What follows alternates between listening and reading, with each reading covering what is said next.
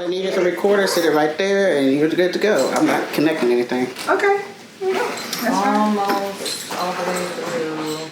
Oh, I got your 3 movies. What, they came through? Yeah, they came through. It was really nice to meet you. Thank you. Give me a hug. I appreciate you so much. Thank you so much. Thank you. Nice Oh, look at all this hair. Booksy. Look, this is my front. This is the front where all it. Me talking through it. You know what I mean? Because the camera is so good. You know how I do. I don't care.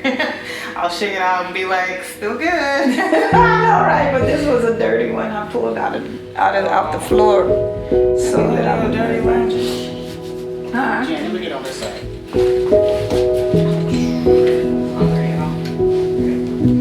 Oh, how's Adrian doing?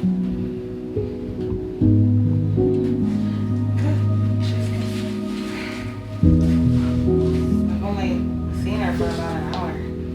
You okay, Mom? Yeah, I'm fine. Anxiety, the whole process. But what I was gonna say is anxiety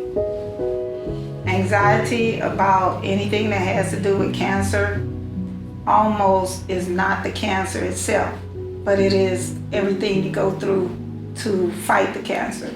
Number one is your hair. You go through that emotional situation, and sometimes you just have to take the bull by the horns and just say, you know what, let's just do this. Then the other part is deciding your breast. You know, you think about the cancer and you know the cancer can kill you, but you're more concerned about keeping or doing or worrying about your breast. You can't help it, because that's the part that those female things, those parts that make you believe who you are as a female, they bother you. You don't want to let go of that.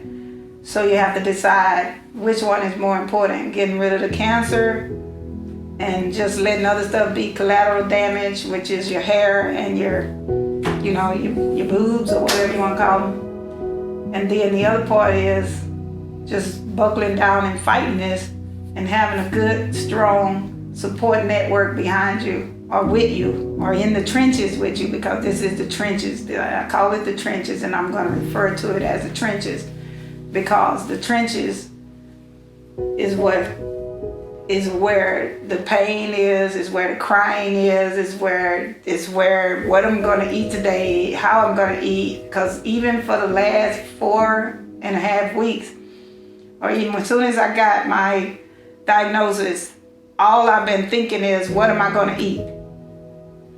And then every day for the last 4 weeks after every single chemo treatment, it's like, okay, I got to make sure I eat the right thing to recover. I got to make sure I take this. I got to make sure I move. I got to make sure I get outside in the sun. I have to make sure that I drink my smoothie, eat this kind of food, make sure I add this to my...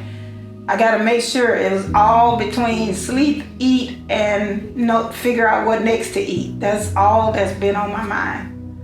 And so now, since they changing my cocktail to one of the hardest ones there is, my anxiety level actually went through the roof, because I now have to change and turn all of my diet into a different type of diet to offset all of the new things that my body is going to be fighting. And that's what caused me to get so anxious. And that's why I sent my kids the text message about, now I have to decide whether I can't have, at first I couldn't have turmeric because I was having this, and now I might not be able to have this particular thing because this one medical stuff creates what they call an acid bath in your system.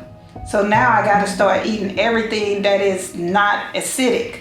When I've been eating oranges and stuff like that, now I have to break down and go backwards and figure out other stuff like protein pancakes or protein muffins and stuff like that that's going to sit heavy on my stomach to absorb all of that additional extra acid. Does all that stuff and help to not cause my esophagus and my GI tract to be damaged. to limit or to avoid as much damage as possible while this fights this cancer. So now I have a bald head, and the bald head really, after what we just went through emotionally with my kids and them being here for me and my friends being here for me, thank you. They are helping me to get through this. But now that I see that I have such a beautiful head, I might not wear a wig anymore. Because it's kind of cute. It's cute, huh? So, this is where I am. And we're going to keep on moving through this, y'all. I'll see y'all on the other side of the internet. You guys have a wonderful day, evening, and afternoon. Peace.